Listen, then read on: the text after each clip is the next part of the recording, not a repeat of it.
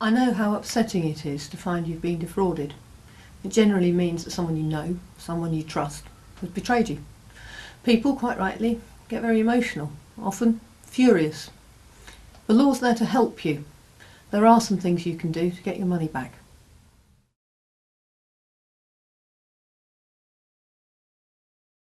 It's natural to want to go face to face with the crook and say, "What the hell have you been up to?" Don't. He might go on the run. He might hide the evidence. He might shift the money. You don't want him to know you're onto him until you're good and ready. So don't tell anyone who doesn't absolutely need to know. I've had instances where people confided in close members of their team only to find out that they were in on the scam and that they tipped off the bad guy. Don't let them off the hook that easily. Right now, you've got the element of surprise. Don't waste it. Find out as much as you can first before you start talking to people. It might make a huge difference what you say, to who and when.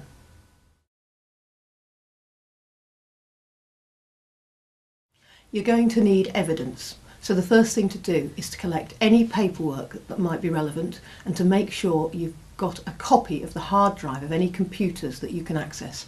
It's very easy just to press delete, and you don't want to give them the chance to do that. If the computers are owned by you as an employer, then you've got the right to copy them. If they're not owned by you, then it gets more tricky, but we can advise you on that. Copying a hard drive is pretty easy. We know people who are expert on it, and it doesn't even cost that much. You might also need a private investigator or a forensic accountant. Again, we've got good contacts. The trick is to get overwhelming and undeniable evidence right from the start. The crook will often allege that you've faked evidence. Once he knows you've got everything nailed, he's a lot more likely to pay up, and that can save you a lot of time and money. Normally, all the evidence you need can be gathered in a matter of a few weeks at worst. You just need to be systematic and thorough. Once you've got it safely locked down, you can put the picture together and work out your options.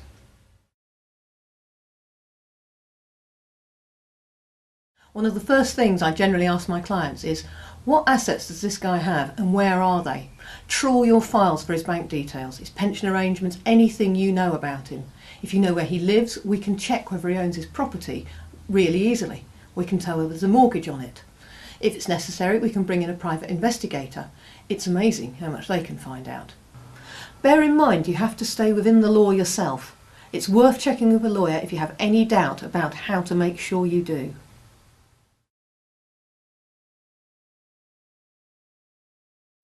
When you've got evidence, you've got options. You can sack the person concerned if he's an employee. You can call in the police, although you don't generally have to. You can sue him, and you can get a freezing order to preserve his assets. Even if he's disappeared, you can still sometimes recover your loss from third parties who've helped him or moved the money for him. Let's look at a couple of these options in more detail.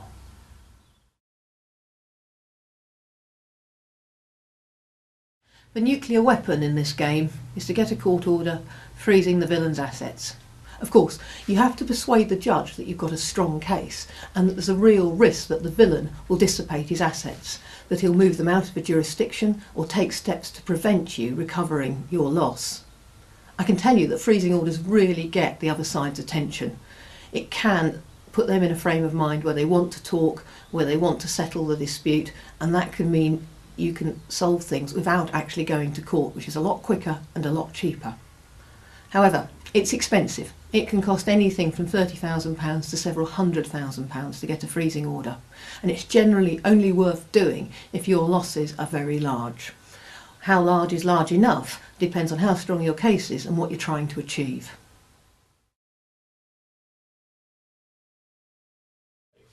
Sometimes the fraudster just vanishes and you never see him or your money again.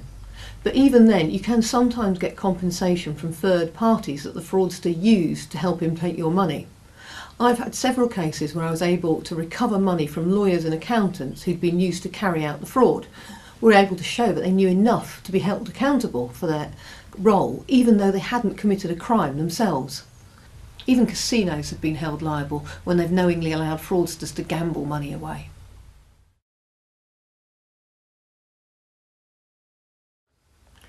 Every case is different, and making the right decisions early on is crucial. If you've got something that's worrying you and you want to talk it through, feel free to call.